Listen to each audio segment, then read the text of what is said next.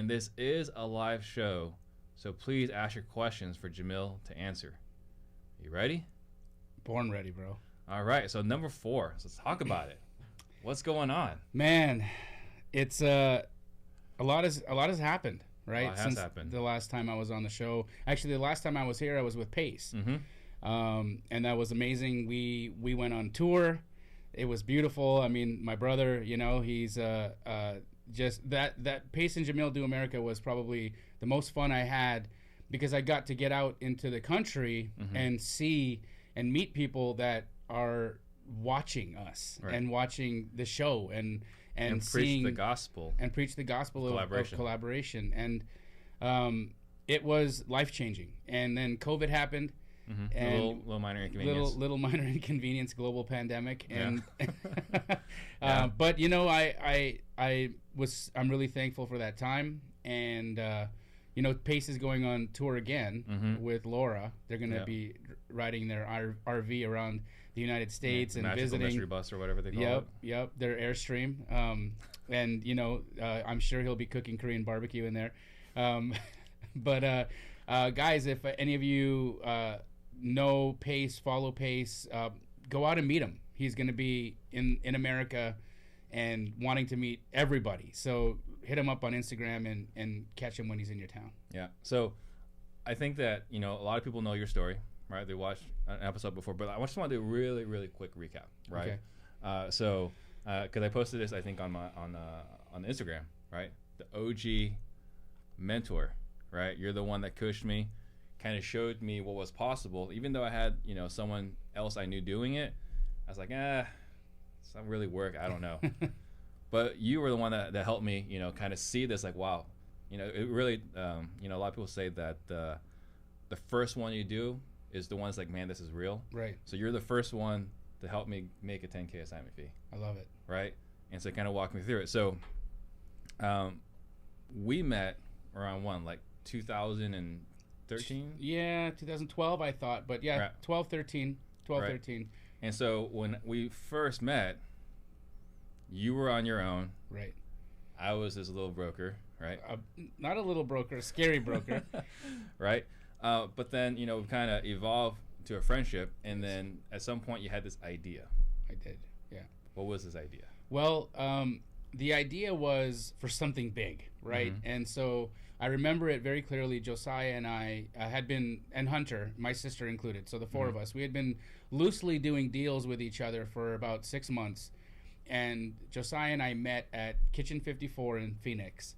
And I said, look, I want to talk to you. I've got an idea, and, hear me out. And so I said, I want to build a national wholesale company that is doing deals all across the country, that has a branded name that everybody knows, everyone trusts, and everyone works with. And I want to call it HomeX. I remember that. Yes. Yeah. And we were like, well, that sounds a lot like CarMax. Well, that's the point. I know. But I remember these conversations. Right. The point was, I wanted it to sound like CarMax. I was biting CarMax for sure, right? And so I go and register HomeX.com. It cost me like $10,000 to do it.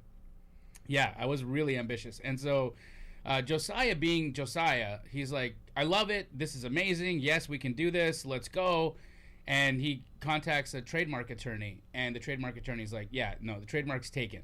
So Josiah calls me and says, so your idea about growing something big, national, that's branded, that's everywhere, can't happen with HomeX. Not original. Not original, and B, it's already taken. Yeah. So I sold the domain for a loss, and then we literally batted back and forth, Hunter, Josiah, myself, my sister, trying to figure out what to call this thing. Yeah. And after meditating one evening, my wife and I were laying around, and we came to the conclusion that we needed to have a word that wasn't a word, right? In order to get a domain that's a .com, we needed something that we mashed together, but really was the essence of what our business was. And the essence of our business is trading keys for happiness, right? And so the concept of KeyGlee came out of that. And so I floated the name to Josiah and Hunter and Rahima, and all of them were like, that is the cutest name I've ever heard in my life. It's super neat. And that was it. That was the birth of the idea. And I mean, our first office was not even Josiah's living room. It was Sip Coffee Shop on Indian School and 36th Street. Like that was the OG office of where things really began. And thinking back to the fact that it was just a few guys hanging out in a coffee shop doing deals, which then morphed into a few more people in Josiah's living room doing deals, which morphed into a few more people in a small office doing deals, which morphed into taking over the next office with more people doing deals, and then now doing deals across the country, helping people do and learn this business. I wake up every day and I can't believe it. Right. So when was this? I mean, you probably remember when exactly you guys incorporated. When exactly did you guys incorporate? December 17th, 2016, I believe. So 2016. So, but it was an idea for how long?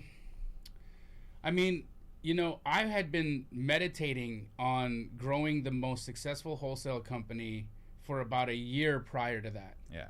Where that was what my focus was in my mind when I would meditate in the morning. That was my goal. To create and build the most successful wholesale operation in the United States. And that was my mantra. I'm not joking. Like, that's what I would say to myself with my eyes closed every single day. Yeah.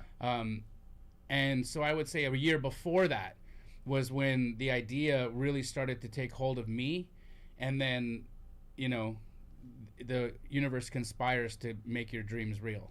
It's amazing. If you think about it and you dream about it, you can make it happen. Yes. Now, I'm going to make this a little personal. I was sharing this with you earlier. Yes, don't make me cry. Steve. Well, I'm not going to make you cry. Okay. The goal is to make you feel guilty, remember? Okay. So a lot of you guys have heard, that watch the show, say I'm totally against, partnerships, right? And when you and I are talking, we were talking about I was going to be part of this, not Keighley at the time. It was like, hey, let's join forces, right? Yes. Me, you, Raheem, and We were Josiah. at the VIG. We were at the VIG. Yes. Right? And with Natalie. Yes. Right? And so we were talking about, the five of us combining forces, and I got greedy, right? So, because also you guys weren't the first one, and we shared this, right? We were talking about Open Door, OfferPad, right? And these other companies, like, how do we compete against these guys?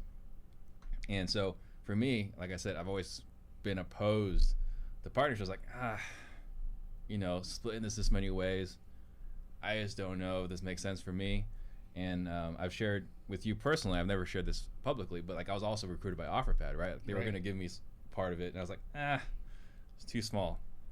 Hindsight, OfferPad's done pretty well. Yeah. Keighley's doing pretty well. So a little bit of like, like the girl that got away. Yeah. Right. So I think I don't know if there's a lesson there, but for a lot of people that are listening, like sometimes I say no to a lot of opportunities. Sometimes it's wrong, but you live with it. Right. Right. But I don't know if Josiah and Hunter know that I was part of this conversation. But if they absolutely do. Yeah. In fact, everybody was really open to Steve Trang being around and being a part of us, right? Mm-hmm. You're a likable person. You do business, honest. Right. There all of the things and the characteristics that make somebody a viable choice to do business with or be a partner with. You have, right? And so, yes, by all means, that everyone will remember that, and I'm sure Josiah and Hunter watching right now will be like, "Oh yeah, snap! I can't believe that." Right. And so, I wouldn't say that greed can necessarily get in the way, but just sometimes, you make the best decision you can make, and you live with it. But it's something I want to share because this is a big part, not a big part, but it's part of the story. Right. Right. And Alex Science is screaming your name here on Facebook. So 2016, yes, awesome guy. So 2016, we're saying, okay, we want to be the biggest. What did it look like when you guys first started? I mean, what kind of volume were you guys doing? I mean, our first month, so in December, I think we did 7 deals. Mm-hmm. So it was like, right? But not bad, 7 deals is respectable. A lot of people would want that. A lot of people would want that, and I don't want to minimize or like, be weird about that. Like 7 deals is a lot, right? Mm-hmm. And that's great, but it wasn't exciting at the time for me, right? And so we did 7 deals. We made some good money, but then like, you know, Christmas happened and the break happened, and then we got back to it in January. And January was just like, I think we might have done like 25. Mm-hmm. And then February we might have done like 30 or 35. And then it was like when we got to a point where we're doing a deal a day, because I remember that was the mantra in the office, right? Guys, a deal a day, a deal a day, a deal a day. And everybody would scream that, right? We got to do a deal a day. And we did it, right? When we hit that deal a day mark, it was amazing, right? We thought, wow, the pinnacle. We've broken through. We've broken through a volume record. We're doing things that people aren't doing, and this is amazing. Mm-hmm. And then we started to understand that there was no record, that there was no ceiling, that we were really paving a path, right? And that we were really just competing against our own numbers and ourselves at that point. You really are competing against yourselves. Right? Yeah. Unprecedented. Yes. So then you start to get weird about it, right? Mm-hmm. So it's like you're really trying to like beat your last record. And then that became the culture, right? That became what we were trying to do, is just excel, get more efficient. And again, I can't give enough gratitude and thanks to my business partners, because you know, each of us brings something different to the table. I mean, you know, Rahima's an on the streets problem solver. She'll you know, deal with tenants and terrible things and, you know, hoarder houses and craziness. Nothing we would do. Mm-hmm.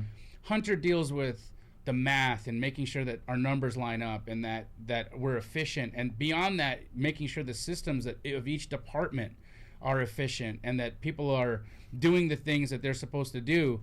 And like, that's not something I want to do. He's the metrics guy. He's the metrics guy, right? Yep. Josiah is a world-class visionary, right? He is the man who sees tomorrow. Yeah. And that's incredible. And I am a street fighter, right? Like, I'm on the front line doing deals. Like, that's my love.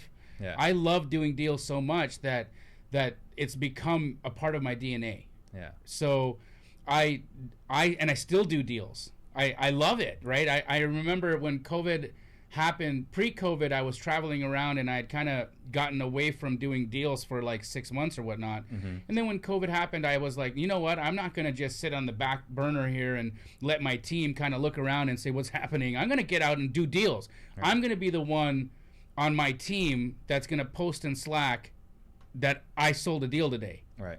And I remember because we have our weekly conversations, right? Yes. So some of you guys that don't know, like Jamil and I have our Sunday accountability call, and I was talking, you know, we were talking about what's going on, what are you doing? And you're like, I'm hustling. Like, what do you mean you're hustling? Like, I'm calling agents, I'm calling other wholesalers. Like, Jamil's prospecting. Yes. And no one thinks about that, right? Like, yes. We all have this goal of, like, you know, we want to get bigger, we want to hire people, and you want to hire VAs to cold call, which is great. I'm not saying there's anything wrong about that. But it's in your DNA. It really is. You're wired for it. And if you're wired for it, then you're never going to lose that. You're never going to wonder what's going on with your business, per se. Right. Because I can always just know that I can pick up my phone and make money. Yeah. Right? I can pick up my phone and do deals. There's power in that. And there's power in that, right? Yeah. It gives me, it really just makes me feel like I can always control my destiny. Yeah. And I'm not going to let a pandemic affect that. Not right? get in the way. Not at all. So I want to take a step back real quick because we're talking about culture. Yes. So some people have said when you go to visit Keighley, kind of feels like a cult. Right? And I look at that as a compliment. It is. Right? In fact, I gave a presentation in Houston about how to build your own cult. Right. And the reason why I say that is if you guys look at the root word in culture, exactly, it's cult. Right. And if you don't have a cult-like atmosphere where everyone's drinking the Kool-Aid, things can get kind of out of hand. So, like, having a cult means everyone's rowing the boat in the same direction. Everyone is bought in on the vision. So can you talk about how you guys are building your culture, maintaining your culture? Yes. So it always goes back to the core foundation of the company culture, and it's the foundation of love, right? There's two things, and we believe there's two things in this world that are real: fear and love. And you can build a company based on fear. You could. And it happens. You know, Wolf of Wall Street, for instance. If you watch that movie and you think of the way that atmosphere looked, it was fearful. Although everyone was scared of something. It was like scared not to win, scared not to make money, scared not to this, scared to look bad, scared. the fear, it's a driving force and it's very powerful, but it's negative, right? And at the end result of fear isn't what you want. No. And so we looked at it and you think you want it. You think you want it because it does come with the cars, the house, and the things, the material things that success says you have, it's supposed right? To look You're like. supposed to look like. Yeah. But inside you feel like dog shit, right? And that's what happens with fear. On the other side, love, which is a much more powerful and universally binding emotion and in my opinion, the only thing that's real. We start there. And so everybody in the company comes to their job every day and they say, how can I support and how can I love the people that I work with, the people that I work for, the wholesalers that we're selling deals for, the sellers that are behind that deal, and the buyer that's buying that deal? How can I bring my best to the office every day so that I can show them I love them? Right. And that is where the business happens. Yeah. And, right? And I think you absolutely need to have this, because if you have 30 people and they're not all believing in the same thing, right, it's just gonna be utter chaos. Utter chaos. Yeah. That, and then there is an abandonment of like this sense of I can't do this, right? Look, there's a guy on my team, Andrew, right? He's one of my best friends. He moved here from LA on a Hope certificate that I signed, right? I said he was needing a change in life. He was out of leaving a situation or leaving a job. And he was like, hey, if you know anybody in property management, because that's what he was doing, like luxury property management in Beverly Hills, know of anyone property management, I could use a change of scenery. I'd like to come out and see stuff. And I was like, drop everything, sell your shit, and come work with me. Yeah. And he did. And then his first 3 months were terrible for him, right? He wasn't making the money he wanted. He wasn't having the success he wanted. It didn't look the way he expected it to look. And he called me and he said, let's chat. And so we met at Native New Yorker because I love chicken wings.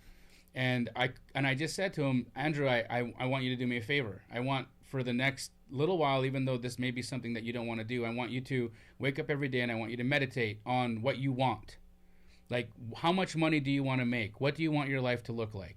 And I want you to forget that feels weird to you and might sound stupid and as crazy and as complicated as you think that can be. Do it. Do it for me. Do it for you. And I'm telling you, no word of a lie, everything that he wanted to transpire, he is living right now. That's awesome. And that is so powerful to me that I can tell somebody this is what I did. They do it, and they achieve, right? Right. That is what the culture is. Yeah. The culture is that we're not trying to have anybody sell their dreams to come and work for us. No. It's what do you dream of? What do you want? Come work with us and make them happen. Right. How we can do it together. Exactly. So I'm going to take a quick detour here because you were on, I guess it was Wholesale Hotline, part of Pace's marathon. Crazy marathon. And there was something you said there. Someone asked you about the legalities of wholesaling. Yes. I think that's an appropriate topic for this podcast. Sure. You want to elaborate on what someone's asking you, do you think wholesaling will ever be illegal? I don't believe that, because I believe in the inherent value of a contract. And America is built on contracts, right? The Declaration of Independence is a contract. All of these are contracts. These are ideas signed and ratified by people who say that we are believing in this contract. And those contracts can always be assigned, right? And so I can assign my interest in the contract, and that is just what I am allowed to do as an American, as a capitalist, as somebody who believes in what we do here. I can always have that available to me. Yeah. I do believe that regulation is around the corner. Yeah, we've seen it in Illinois. Yes. Potentially in Oklahoma. Yeah. I believe that regulation is around the corner, and I'm not opposed to it. I really am not. As you know, because you're our broker, everybody at Keighley's licensed. And we did it that way from the beginning because of that, right? Because we wanted to have our team be cognizant of the rules, the regulations, the way to do this business in the most genuine and really above board way as possible, right? And if you do that, and if you come with that spirit, I think that there should never be a fear of regulation. Regulations are fine, right? But no, I don't believe wholesaling will ever be illegal. I think it'll be regulated, and I think that we'll all have to get licensed. But guys, like, getting your real estate license is not rocket science, right? I wish it were, but it's not. It's not. It's like getting your driver's license. Maybe even easier. Yes. Right. Yeah. I mean, it's like passing a breathalyzer. Yes.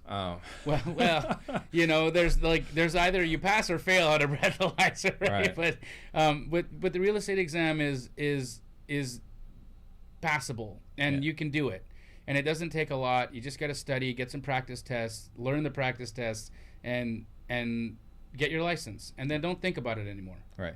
And I'm just a quick plug for everyone that wasn't, in case you guys didn't hear. Keighley's licensed at Stunning Homes Realty. Yes, because Stunning Homes Realty is the best brokerage in Arizona, hands down. Country, but I don't want to put words in your mouth. Country. So let's take a step back again. So you guys partnered up 2016, and your vision that they bought into, biggest wholesaling operation in the country. Correct. While everyone's happy in the process. So what was the roadmap, or like having an idea is great, but you have to execute it. You have to have a plan. What that plan look like? You know, it started with really Josiah and Hunter in the beginning wanting to extract the things that were in my mind and in Hunter's mind and in their mind, and then systematize it. Because they were doing a lot of great things, but they were really rudimentary systems at the time, right? Like copying, pasting text, and like not things that you could really scale with, myself included. And so after really interviewing ourselves and taking an account of what we did all day, Josiah and Hunter then thought about ways to systematize it. And I have to, again, that wasn't me. That's not Jamil. That is not me, right? I didn't do that. That was all them. Yeah. And so they systematized it and they built it, and then we started hiring, and then people were plugging into those systems, and then those systems started to work. And that was good. And we felt success from that, and then we just continued that over and over and over again. And as we've grown, Josiah has by far taken on the role of really taking the initial idea and giving it this like brilliant vision, right? Franchising wasn't me, right? That didn't come to my heart. That came to his. Yeah. And I believe it came to his heart from God. Like that's what I truly believe in, as does he. And so he approached the Hunter and myself and my sister and said, I have this idea of how we can expand this nationwide, because it was an idea that we wanted to do. We wanted to do deals across the country. That was one of my goals, was to do a deal in every major city in the United States, right? How are we going to do that? So there's the offer pad, open door path, where you get venture capital and you scale that way. You lose a bunch of money for many, many years and try to capture market share and win. And that's cool. But when I was with you in Dallas, I had an opportunity to talk to Gary Vee, right? And I asked Gary Vee that question. I remember you asking him that question. And I said, how do you feel about us, Keighley, taking venture capital? And he said, don't do it. Unless you want your company to be fixed and flipped, don't do it, because that's exactly what venture capitalists will do. I think he said don't sell out. Well, but really, because he knew that he was talking to an audience of flippers, right? And so I remember the analogy, and it hit me right in the chest, that they literally would come into our company, not care about the culture, not care about anything that we had built, and drive it towards their ultimate profits, not ours, but the investors' profits, right? And then what happens to all of us in the process is not their business or ours anymore. And there was a fear that Josiah and Hunter had, that bringing in outside funding, even though we didn't need it, that was what's going to happen, right? And so he validated it. He validated it, absolutely. And so we're well capitalized, right? We don't spend our money. We don't take our money home. We take paychecks, but all of us, but we've kept a lot of the funds in the company. And so we looked at it and said, well, our P&Ls are amazing, right? Our cash balances are great. This is a very replicatable model, and I think that's what we should do, right? And so Josiah brought that to the table, and so franchising became an idea. And then I don't know if you've ever looked into what it takes to become a franchise. I've looked into the ideas of buying a franchise. So, for a while, this is pre-real estate. I was like, well, I need to, as an engineer, W-2 income, I can't rely on this to get wealthy. So I looked at franchises, and every franchise was like 150 to 300,000. Yes. Before you sell your first smoothie. Right. And I remember like the application, I went to look at Jamba Juice. Okay. Awesome. It's like, okay, so like part of the application is you have had to have had 75 successful businesses prior. Yes. What? Right. There's a lot of hoops that you have to jump through as an applicant, right? But for Jamba Juice to become a franchise, it is like, dude, it is a complete checkup, right? Yeah. It's federally regulated, first of all, so the government's involved. Yeah. This at a state level, they're involved. Your finances are audited. Your business model is audited. You have to create what's called an FDD, which is a 200-page document that outlines everything we do from basic, from start to finish. We have to provide our P&Ls. And then we're not allowed to make any projections. Yeah. Right? So if somebody calls me and says, "Hey, I'm interested in a franchise. How much can I make on this?" My answer is, I am unable to give you that answer based on federal law. And that is the truth. That is the absolute truth. And then when somebody wants to buy a franchise, so say we're on a conversation, they say, "I want to buy a franchise. I'm ready." I can't sell it to them for 14 days. Because for 14 days, they have to take time and think about it and read the FDD and talk to their attorney and talk to their lawyers and talk to their wife and talk to God. And if all of those things line up, in 14 days, we might be business partners. And so it's a complete shift from what, partnerships or, traditional businesses look like. Or this is real. But it's amazing. Yeah. So when did Josiah have this vision of franchising? I think that it was probably always in his head. Like there was a seed there that was planted. It's been about a year, right, since we started the process. So I'd say he probably had that thought or that inspiration about a year ago, and then it was just like all of us were like, yeah. Well, I remember, like you were so giddy. Yes. You couldn't even like keep it a secret. No. It was like, Steve, I gotta tell you something. And you close the door and you whisper like, "Hey, we're gonna franchise." Right. But that's awesome. Yes. And I think that's great. So, I think this is a really important story to share because a lot of people that are listening, right? They might be trying to do their first deal, or they've gotten a couple of deals and they're trying to figure out what the future holds, what it looks like, where they can get to, right? And the reason why this is an important story for me to share is that anything's possible. If it's a thinking courage, right? Whatever man can conceive, he can achieve. And so you have this vision of being the biggest wholesaling company in the country, and you're just moving towards it. And yes, Josiah has the vision of franchising a year ago, but that's just part of the original dream. Right. And so I think everyone needs to understand, like, yes, there are struggles. Yes, there are a lot of days that suck in business. Like 95% of the business just sucks. Right? Absolutely. It can. But, man, when things are going great, what you can achieve, that 5%, like most people will never even be able to conceive it and even dream about it. Right. And we can actually live it. Right. So it's amazing. I love Tupac, right? And he has this song "Staring at the World Through My Rearview," right? And so that's exactly what that was. Yeah. And what he was trying to tell people is that you got to look at the world from it being behind you, right? And that never really made sense to me until I was like, oh my God, if it's behind me, that means I have what I want. And if I'm living in that means I'm living in faith. Yeah. And if I'm living in faith, I can do anything I want, right? And that's the power. Because when you live in faith, God's got your back, right? Like you can walk you can walk off a building. Don't do that. But like you know what I mean? Like that's how you feel. Well, you've got all the faith, confidence, you've got belief. And when you've got belief, anything is possible. 100%. Yeah. So we've talked about the journey to franchising. If someone wanted to be a franchisee, what does that even look like? So, I still want to be the first franchise in Phoenix. Yes. I want to put that out there. I've got your name written down on the list. And you're first. I think Pace is second. Okay.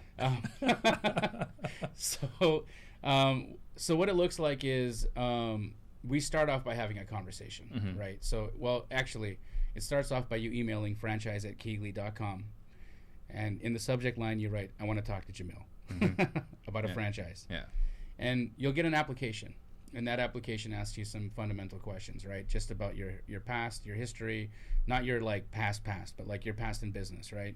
Your history in business, what it looks like for you right now. 75 successful businesses beforehand. That's not necessary. We're not that robust in that sense. But we'll get an understanding of if we think just on paper you're the right fit.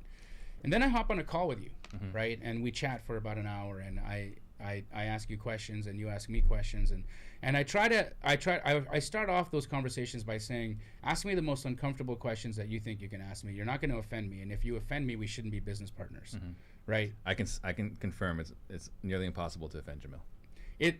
I've been offended, but I have to, once I like start to realize I'm offended by something, I have to understand why I am offending myself.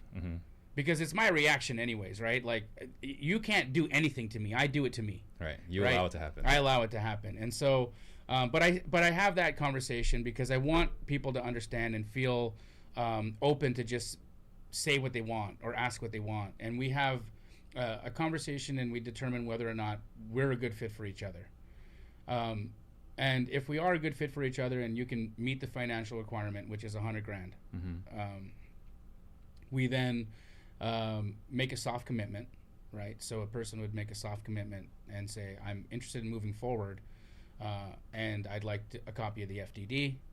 And then there's some things that they have to sign. It's a soft commitment again. They can back out, right? They get the FDD, and then over the next 2 weeks, there's things that they have to do, right? So they got to talk to their attorney, and we're checking in with them continuously to see how that's looking. But it's really a time to ponder, a time to think about, really take inventory if this is really what you want. Because I don't want a half partner, right? We don't. We want successful partnerships. We're putting our all into it. And I want the person who's sitting on the other side. $100,000 is nothing to us. I don't mean to sound, I don't mean that in an arrogant way. I'm just saying that's not the root of this. The root of why we're doing this is our partnership, right? That's where we're all going to get money. That's where we're all going to change our lives and feed our families and grow the value and the worth of the company, right? And so that's what I'm interested in, is how will you do as a partner? Yeah. And in that 14 days, you have to make that self-determination of, am I going to be a good partner in this? And I've got to think, is this person going to be a good partner? And unfortunately, we've turned people away. In fact, when I first announced that we're franchising, 200 people raised their hand and said, I have the funds. I'd like to be a part of this. And, that unfortunately we didn't allow a lot of people even to the phone call stage, right? Because it has to be the right fit. And it goes back to the culture piece too. It does. We're talking about 100%. Yeah. And so you get to that point, and say, for instance, you're in the 14 days and things look great. You talk to your attorney, they love it. Talk to your accountant because they have to look at the P&Ls and they love it. Accountants love our P&Ls because Hunter is so good, right? And they're real, so that's awesome, right? So your accountant loves it, your wife loves it, or your husband loves it. And then you pray on it, and if you feel good about it, and we decide to become partners, I mean, it's amazing, right? The next step then is the deliverables and the things that we have to do in order to ensure that our franchise is going to be successful. What are some of those deliverables?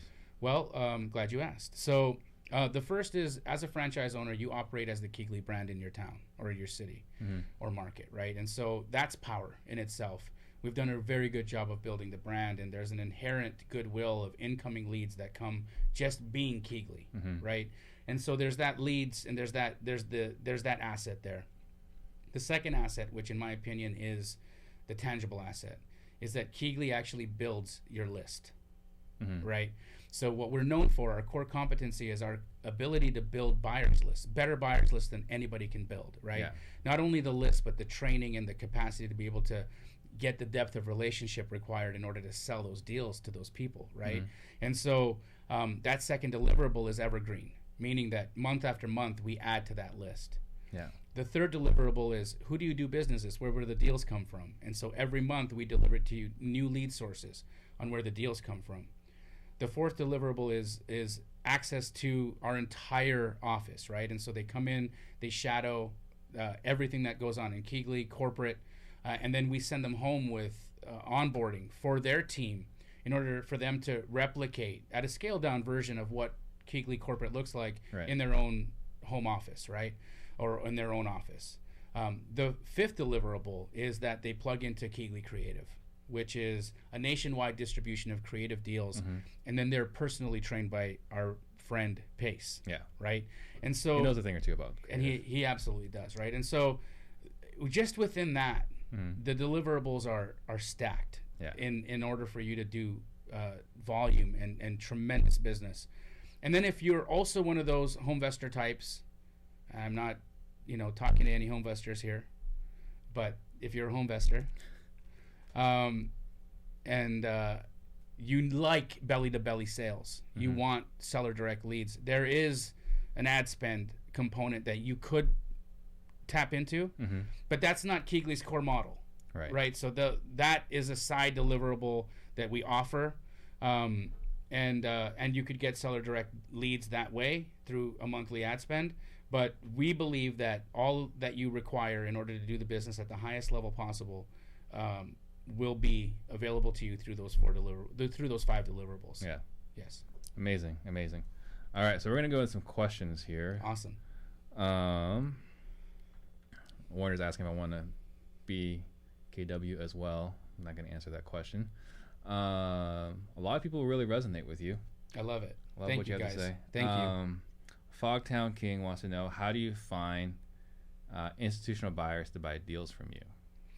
Great question, right? So we do a lot of deals with institutional buyers, and really it's about reverse engineering where the deals are going, right? So institutional buyers can come in different packages. They're not just hedge funds. They're also portfolio owners. And portfolio owners, as sophisticated as it sounds, and as deep as those portfolios can get, they're really just regular people, right? For instance, Zach Keeps. He's an individual you had on the show here, and that would be somebody I would call a portfolio owner, right? So how would you meet Zach Keeps? It's not as hard as it is meeting somebody from a hedge fund, right? Now, you can do business with hedge funds. Hedge funds are a little more difficult because their buying requirements are a lot harder. Stringent than portfolio owners, right? And so we do both. We reverse engineer to find the hedge funds that are buying, and then we reach out to their representatives, we build relationships with them, and we sell them deals. Fortunately, they will buy a high volume of deals. Unfortunately, as wholesalers or small wholesalers, their buying requirements will typically involve inspection periods longer than your inspection period, refundable earnest deposits, and sometimes closing day shenanigans, right? And so if you're... Well, not just closing day shenanigans. You might have to take the deal down. 100%. They may require it, right? And so when I say shenanigans, let me rephrase that. Closing day surprises. Challenges, right? Because they're not shenanigans, they're real, right? But there's challenges on closing day, and that's tough.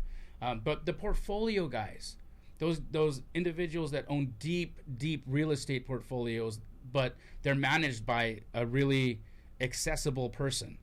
We're really good at uncovering who those people are through our multitude of outreach messages or outreach avenues and verticals. Some of it's social media, some of it's tax records, some of it's other proprietary channels. But ultimately, we like to focus on portfolio owners at a higher degree, because selling properties to an individual like a Zach Keeps is a lot simpler.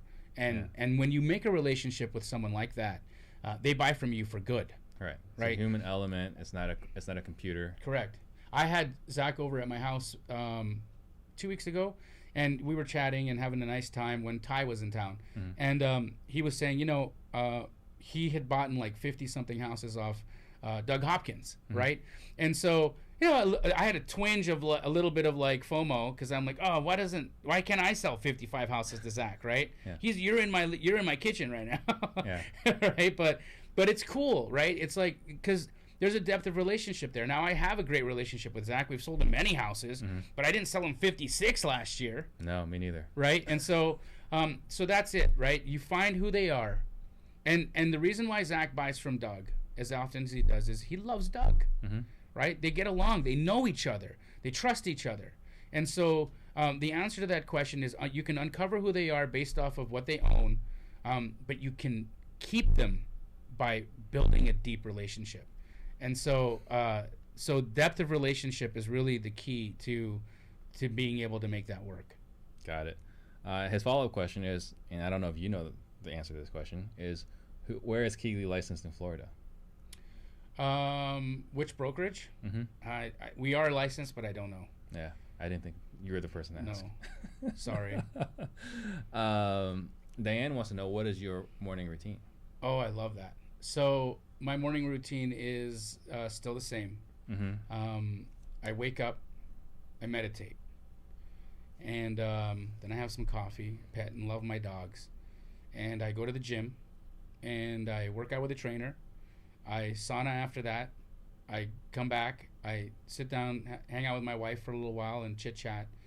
And then, those are, meanwhile, I'm doing deals, I'm talking to people, I'm on my phone, I'm in business, but the meditation, the gym, and the conversations with my wife and that time where we're all fresh, those are non-negotiables for me, Mm-hmm. right? So you'll know, and other people know, like, you don't schedule a meeting with Jamil before 11 a.m. I know. Well, I didn't know that. I just knew every time I said 9 a.m., it was always a hard no. And, it's because for me to be at my optimal Mm-hmm. all day, I have to make sure that those things are taken care of. Yeah.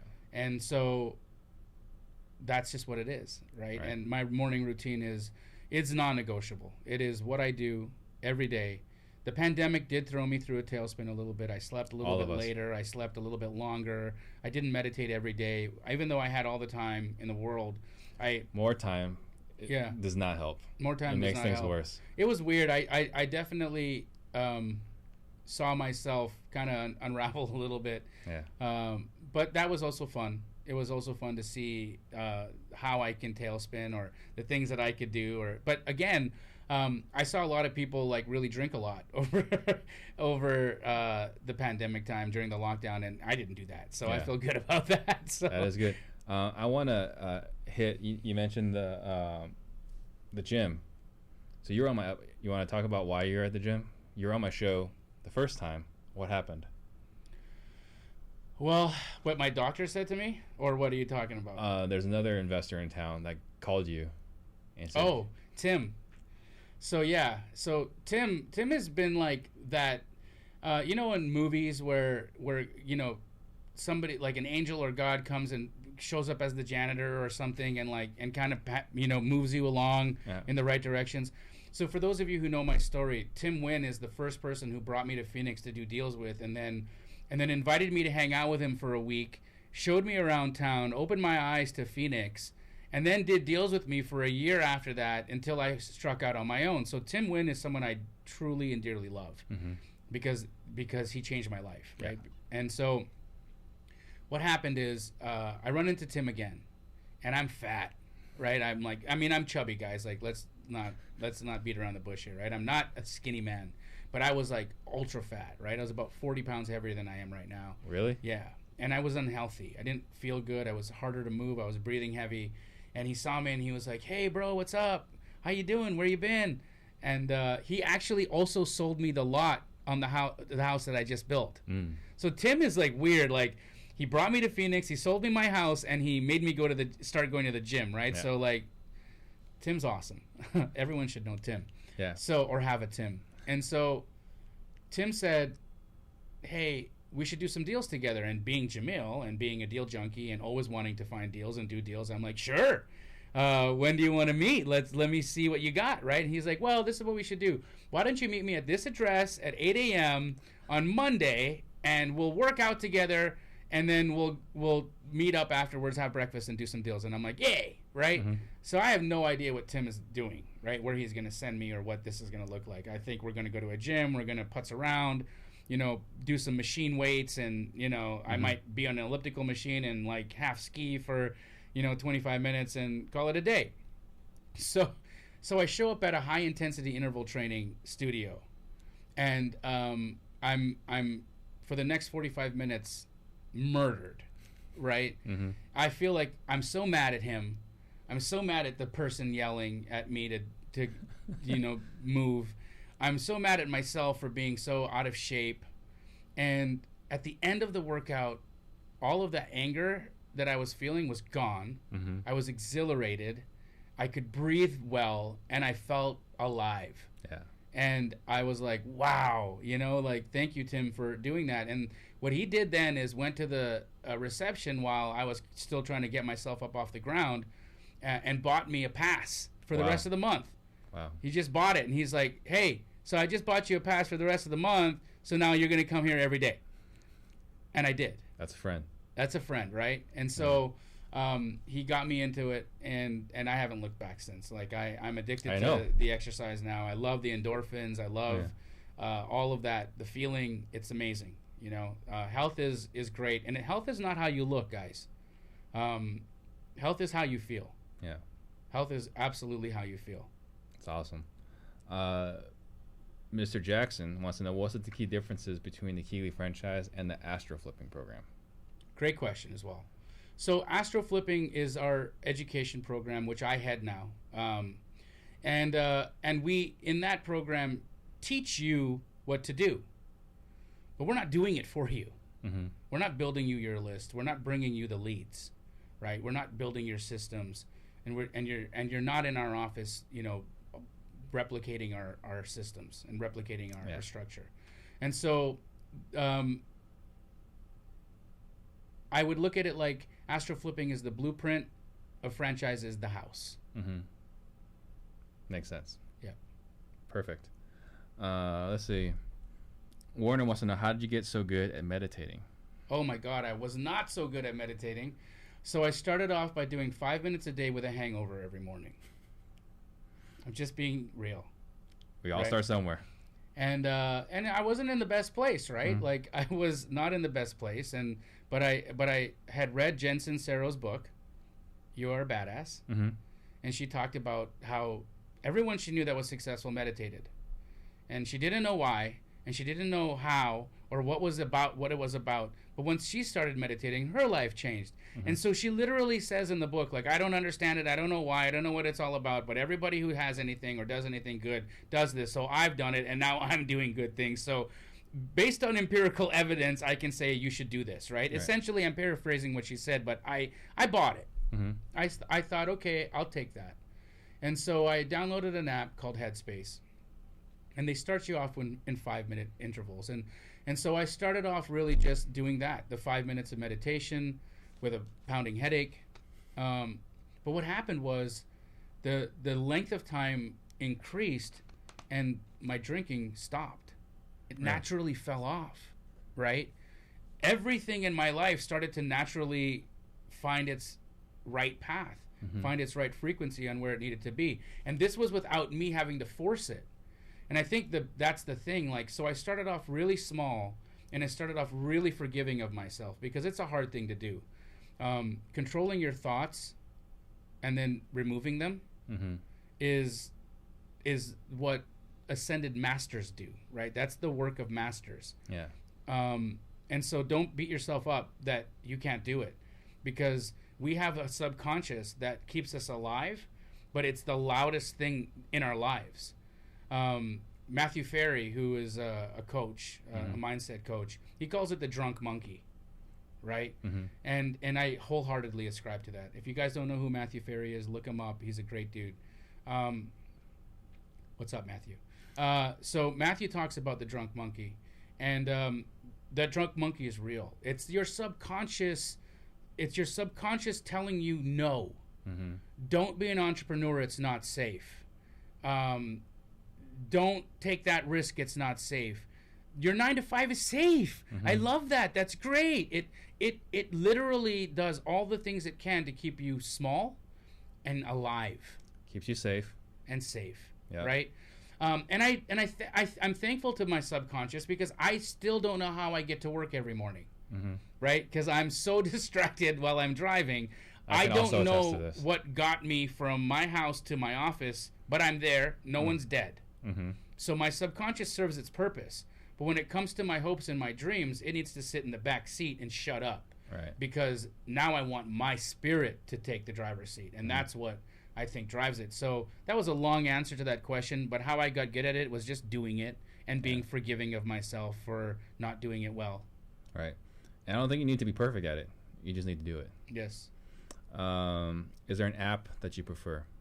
So now I'm really into Insight Timer.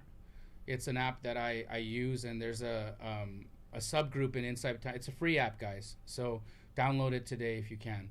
And then there's a subgroup within Insight Timer called Stress Fit, and it's all one word, Stress Fit. And they have guided meditations in there that range anywhere between 8 minutes and an hour. And I'm really digging them. Mm-hmm. I think that there's a lot of power there. So if any of you are looking to embark on that as something that you're looking to try or do, I'd start there. Awesome. See what else is there. Well, would you say it'd be highly beneficial for someone to get a license if you're in the business of wholesaling? Yes, I do. I think that having a license opens many doors for you. I think that when you're in seller appointments, that you can wear a different hat when you're in those seller appointments, that you can go for the cash buy, but you can also, if you walk into a retail house, trying to give them a cash offer, it doesn't work. It could be offensive. It could be offensive, right? And it's not the right thing to do. It's not the right solution. You want to find the highest and best solution for your seller, not for you. Right.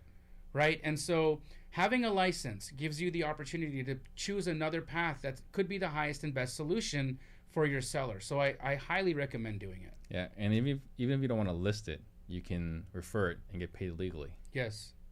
Staying out of jail is one of those priorities. Right, but you need a license to refer it. You need a license to get paid legally. To get paid legally, right? Yeah. So that's something that, I still see all the time. People talk about bird dogging fees and so on, like paying your mailman $1,000. I'm of the opinion that's highly illegal. It is. It's not an opinion. It's the truth. But everyone preaches it. Everyone pushes it. And, we're talking about regulations coming down. Like, we don't need regulations. Like, that law already exists. Right. But it's not enforced today. Right. Until it is. Until someone's made an example of. Yep. See what else is there. Warner wants to know, what's your biggest struggle right now?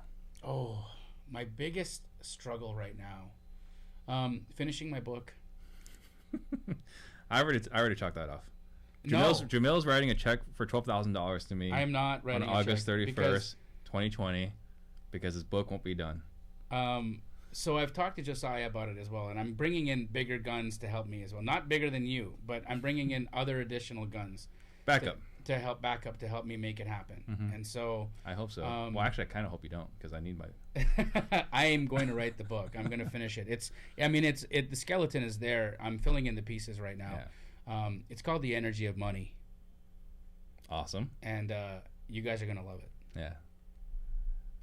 But if you don't, everyone needs to know, August 31st, send Jamil a message of whether he's finished the book or wrote a check to Steve. Well, the day of reckoning will come. Let's see what other questions there are. Guys, don't be afraid to ask questions. IW Assault. I'm guessing that's not their real name. Would you recommend finding buyers, searching records for who big wholesalers are, and quick claiming their deals to them? So is he asking how to find buyers? Would you recommend searching records for big wholesalers? Sure. I recommend that. I also recommend getting onto wholesalers' lists. But I did a YouTube video the other day where I gave a tip out that I got a text message about last night where a student of mine made a $47,500 assignment fee. How much? $47,500 assignment fee on a tip that I gave him where he needed to find a buyer. And so I'm going to share it with your audience as well. So the tip is, guys, if you're looking for a buyer for your deal right now, right? And that's right now, not a buyer who's ready tomorrow or a buyer who's ready last week, because they're still real buyers, but timing is huge in a buyer's life, right? And so how do you find the buyer that wants to buy today? And so what I do, and what I've been, and this is one of 100 things that our intake team does to find buyers, so I can share it, right? Because we got 99 others. But here's one. So what we'll do is we'll look at the daily listings on the MLS. So brand new properties that are listed on the MLS that appear to be flips. And why that's important, because usually people would skip past those, right? They'd say, oh, that's a flip, I don't care. And they keep looking. They look for the garbage house because that's the one they want to buy. But the reason why it's important to look for the flip is that investor who listed his property today is ready to buy today. Yeah. And how do you know? Because I just got beat out by a smaller wholesaler who sold to my buyer because he actually was looking at taking my advice and looked at the MLS, saw his listing, got listed, reached out, sold him a deal. And so it works. Yeah. The timing there is the timing hack, right? You are literally getting in front of them the day they need the deal. The right time. The right time. So that's what I do. And how do you find if it's a flip or not? You look at the pictures. Are they professional photos? It's HGTV. Right. Has it been greatly updated? And are the closets empty? If there's no clothes in the closet, that's a flip. If there's clothes in the closet, it's just a nice house, right?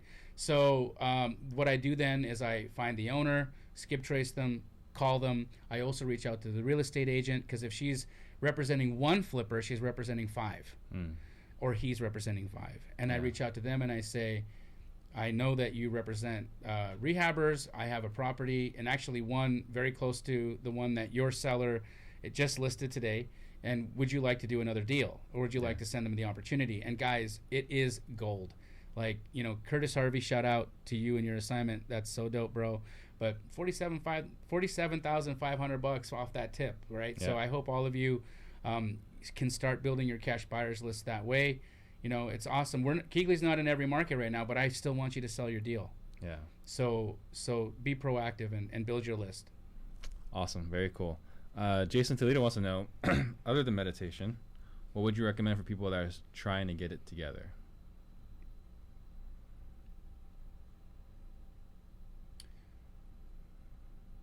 I think how you speak to yourself is really important. How you talk to yourself and how you talk to even other people, but mainly yourself, is really an indication of where things are right now. So are you hard on yourself a lot? Do you say negative things to yourself? Do you say, oh, you're so stupid, I'm so stupid, I'm so ugly, I'm so fat, I'm worthless, nobody likes me, I have no friends, I'll never be able to do this is so hard, I don't understand, my brain doesn't work? If any of those things I just said right now are phrases or feelings that you have about yourself, I would take inventory of them. I would make yourself aware of them first, because a lot of us aren't aware. Right. So awareness is the first thing, because it's a dark place, right? So shine light on it with awareness. And then I would start really chipping away at trying to change that. So when you catch yourself saying something to yourself that's negative, that's hard, change it. Change it up. Say the exact opposite. And it doesn't need to be believed at that time. But when you start changing the internal dialogue that you're having with yourself, you'll start to change how you feel about yourself. When you start changing how you feel about yourself, you'll start changing how you feel about others. Yeah. When you start changing how you feel about others, you'll start attracting them to you. Right. And when you bring them to you, you bring opportunities. And those opportunities become what you're looking for. Yeah.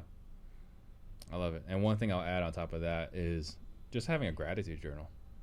Just writing down 1 to 5 things you're grateful for every day. Love that. Love that. Because you can't be grateful and unhappy. You can't. I don't think it works. You can't. It's like, what was it, Daniel Tosh? Like, you never see anyone like on a jet ski like frowning. No. Right? That's awesome. Warner Quiroga wants to know, aside from wholesaling, do you wholesale? We don't. Okay. And then the follow-up question is, if not, how come? I'm Fast Jack, baby. You know, wholesaling is a totally different thing. It requires cash. It requires, not that we don't have it, but it requires so much, right? You got to buy it, close it, hold it, sell it, list it, wait for the flip rule. Like, there's so many things. It ties up money for so long, and there's opportunity cost to that money, right? For us also, we're a B2B wholesaler, right? We're a business-to-business wholesaler. We're not a business-to-consumer wholesaler. We're business-to-business. And so because we're business-to-business, we have to be in alignment with our deal partner. And if their goal is not a wholesale, their goal is to take their assignment fee and move it, then our goal is to take the assignment fee and move it, right? And so the opportunities don't present themselves as often as you might think they do. And secondly, I personally love the bird in hand ideology. So if I can wholesale a deal and get my 10 grand now, I'm way more likely to do that than to, you know, look for maybe a higher profit margin waiting. Yeah, and I subscribe to the same philosophy, even though we are taking more deals down now. Yes. You know, I'd rather take 5,000 today than 20,000 in 3 months. Right. Because the amount of time you spend to get that 20,000. It's a lot, and there's brain damage in retailing. You know. Yep. There's binzers, there's inspections, there's agents, there's lenders, there's title. There's so many things. There are a lot of pieces involved. Yes. This is the last question, and this is from Fogtown King. How can you find out how much a wholesaler made on a deal looking at public records, or is there some other way to find out how much a wholesaler made? So, Fogtown, I'm going to challenge that thinking, and I'm going to say, why does it matter? Yeah. It doesn't. It doesn't matter how much a wholesaler made, and you shouldn't be looking at what other people are making on things. Yeah. It's not for us. If that's not your money, it's not your money, right? And so, you know, I don't focus on that. I focus on what I can make. I focus on what I can do. And so I would suggest, Fogtown, that change focus off of others, off of what they've made. Try to find who they are. If your focus is finding them, that's great. But finding out what they made, that's a little bit intrusive. Yeah. Right? Irrelevant. And it's irrelevant to what we're doing. So I would stay focused on the important things, who they are, how you can connect, and how you can do business, and then focus on how much you make. Yeah, awesome. So I'm gonna let you take a minute, think about what message you want to leave everyone with, and I'll make a couple quick announcements. So guys, workshop is June 10th through 12th. So I think is that 2 weeks away? Yeah, 2 weeks away, June 10th through 12th.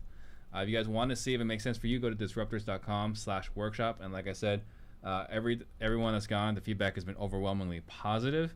I don't think anyone's ever gone and it's like, oh, that was terrible. So if you guys want to learn how we build our business, we're going to share anything and everything on those 2.5 days. And then in 2 weeks, Ryan Pineda is coming back. Yeah. And he's going to talk about, all sorts of different things, but I think how to be a TikTok, how to be amazing on TikTok. Yeah. Yes.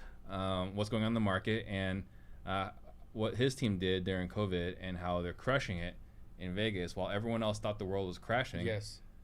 He crushed it in Vegas. So I love Ryan Pineda. Yeah. Like he is such a cool dude. Yeah. When we were in Vegas, he was the best host. We chat every once in a while, but we just chatted a couple weeks ago, and he's working with our Vegas franchise pretty closely. Awesome. He's also a new dad. Yeah. And again. Yeah. And I just think he's the coolest guy. So follow that. And can I just double down on the workshop? Because I attended the first part of it, and I'm telling you guys, in terms of value, there's nothing that I've seen that matches that. It's a powerhouse situation. Steve has the connections to bring the brightest minds in the business into one room, and then he makes it all about you. Yeah. Right? And I witnessed it. and it was special. And so I highly recommend it to anybody that is on the fence or thinking about it. I endorse it, and I think it's great what you're doing. I applaud you for it. Awesome. Thank you. And for you guys that are still watching, make sure you guys send a message to Ryan Pineda. Let him know that Steve thinks his Tesla looks okay. Awesome. Starting a little bit of beef, trying to raise our followers. Love it. Love it. All right. Last message. So my last message is, guys, your dreams can be real. Yeah. I mean, dreams can come true. It's not just a Disney saying. They do. And it's really, it starts in your heart, starts in your mind. And beyond that, you just say yes to the world, and it happens. If you're interested in a franchise, reach out to us, please, at franchise@Keighley.com. Send an email. Again, in the subject line, say, I want to talk to Jamil. Because I want to talk to you personally. I don't want to have a salesperson speak to you. I want to speak to you. If I resonate with you, if for whatever, if anything I'm saying is hitting you in a way that feels right, let's chat. And I look forward to being your partner. And if not, I look forward to the conversation. But I just thank everybody who supported us all this time. And I can't wait to see what tomorrow brings. Awesome. If someone wants to get a hold of you besides email, how would they get a hold of you? You can find me on Instagram at @JDamji, @JDAMJI. And guys, give me some love on my YouTube channel. I put out some fire content there. I have a video that's done really well where I train people how to comp. And I think that knowing how to comp houses is probably the foundation of being a good wholesaler. Because if you can know what value is, then you don't make mistakes. Credibility is so important. Yes. And you can be dismissed. Yes. And it's unrecoverable. You make a bad first impression. 100%. 100%. Yeah. So if you feel inclined, go to YouTube, write my name, Jamil Damji, JamilDamji, in YouTube, in the search field, and subscribe to my channel and watch the videos. You'll make me happy. And yes, Diane, sorry, July 10th through 12th. I don't know what I said earlier. But guys, thank you for watching. Thank you. Thank you. Thank you, Steve. No handshakes. My man.